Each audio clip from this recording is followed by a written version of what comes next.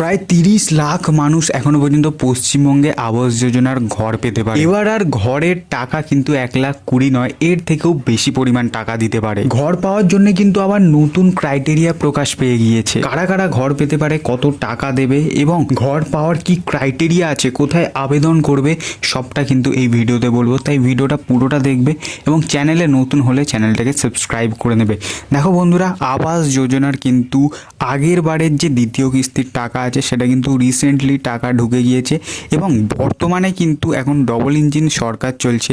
এর ফলে কিন্তু কেন্দ্র এবং রাজ্য মিলিয়ে কিন্তু পশ্চিমবঙ্গের জন্য আবাস যোজনার ঘরের জন্য কিন্তু প্রায় 20 থেকে 30 লাখ ঘর কিন্তু বরাদ্দ করেছে এবং পশ্চিমবঙ্গে কিন্তু এখনও পর্যন্ত প্রায় 4.5 লাখ অ্যাপিল করেছে এবং বাদবাকি ঘর কিন্তু এখনও প্রায় শূন্য পড়ে আছে।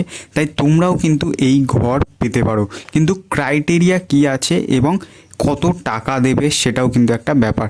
দেখো বন্ধুরা, টাকার বিষয়টা যদি আমরা কথা বলি, বর্তমানে কিন্তু 1,20,000 টাকা দেওয়া হচ্ছে এবং ভিতরের সূত্রের অনুযায়ী কিন্তু এখন 1,20,000 নয়, হয়তো 1,20,000টাকে 1,60,000 বা 1,80,000 টাকা কিন্তু করা হতে পারে। তবে বর্তমানে যারা অ্যাপিল করেছে বা যারা অ্যাপিল করবে বা অ্যাপ্লাই করবে তাদের কিন্তু 1,20,000 টাকা করেই পাওয়া যাবে এবং টাকাটা কিন্তু দুটো কিস্তিতে আসবে। প্রথম কিস্তি দেবে এবং কিছুটা ঘর করার পর কিন্তু দ্বিতীয় কিস্তি দেবে। এবং এখন যদি তোমরা অ্যাপ্লাই করো, কবে টাকা পাবে প্রথম কিস্তি? দেখো বন্ধুরা, এখন কিন্তু অলরেডি 15ই আগস্ট পর্যন্ত সার্ভে হবে।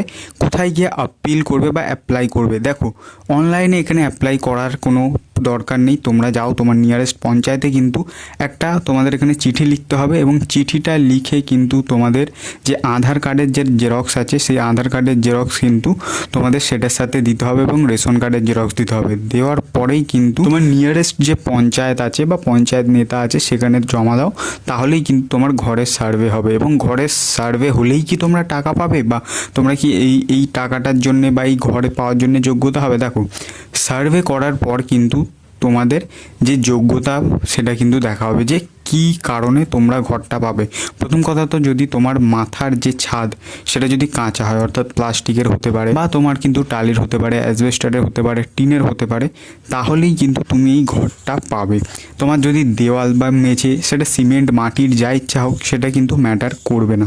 এবং আরও একটা খবর দেখা যাচ্ছে যে তোমার ফ্যামিলি হয়তো বাবার নামে একবার ঘর পেয়েছো, তাহলে কি আবার বাবার নামে ঘর পাবে? না বন্ধুরা, আবার কিন্তু বাবার নামে ঘর পাবে না।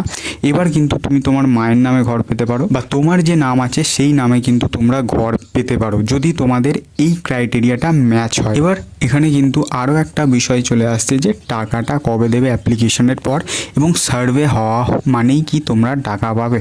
দেখো বন্ধুরা, সার্ভে হওয়া মানেই কিন্তু যে তোমরা টাকা পাবে তাই নয়।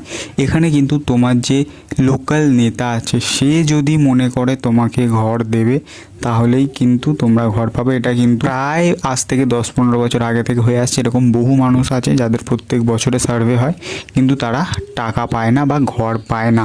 যতক্ষণ না লোকাল নেতা বলে ততক্ষণ কিন্তু ঘর দেয় না। তাই লোকাল নেতার উপর কিন্তু ডিপেন্ড করছে এবার টাকাটা কবে দেবে। দেখো, বর্তমানে যারা সার্ভের মধ্যে আছে এবং যাদের অ্যাপ্রুভড হবে তারা কিন্তু পুজোর পর অর্থাৎ নভেম্বর মাসে কিন্তু তারা টাকা পেয়ে যাবে, যেটা কিন্তু অফিসিয়ালি শুভেন্দু অধিকারী বলেছে যে টাকা পেয়ে যাবে। এবং শুভেন্দু অধিকারী আরও একটা কথা বলেছেন যে এখানে কিন্তু মোটামুটি ধর্ম, বর্ণ এবং সব কিছু নির্বিশেষে কিন্তু যারা যোগ্য হবে তাদের কিন্তু ঘর দেওয়া হবে। এবং এবারে কিন্তু এরকম নেই যে 1 লাখ মানুষ ঘর পাবে বা 2 লাখ মানুষ ঘর পাবে বা 10 লাখ মানুষ। এবারে কিন্তু যেহেতু সেন্ট্রাল এবং আমাদের যে রাজ্য দুটোতেই একই সরকার আছে, ডবল ইঞ্জিন, তাই এখানে কিন্তু যে কটা ঘরের দরকার হবে 30 লাখ, 40 লাখ, সেই কটা ঘর কিন্তু পাস করা হবে এবং এই পাস করলে কিন্তু প্রথম কিস্তির টাকা পাবে নভেম্বর মাসে এবং তারপরে কিন্তু ঘর করা 6 মাস পরের কিন্তু আবার তোমরা দ্বিতীয় কিস্তির যে টাকাটা আছে সেটা পেয়ে যাবে। সম্পূর্ণ ডিটেলস যদি ভালো লাগে তো শেয়ার করো